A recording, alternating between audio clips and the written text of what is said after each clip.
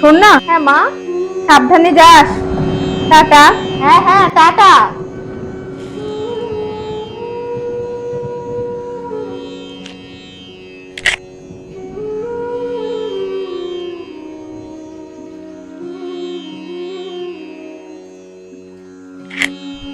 কিরে, তুই চলে এলি বাবু? অফিস গেলি না? দেখো তো মা, এটা চিনতে পারো কি? তো আমি একটু আগে বারান্দা দিয়ে ফেলে দিয়েছিলাম। বাড়ির নিচ থেকে যাওয়ার সময় ওই ফটোটা আমার পায়ের তলায় এসে পড়ে। যেটা দেখে আমার খুব খারাপ লেগেছে মা।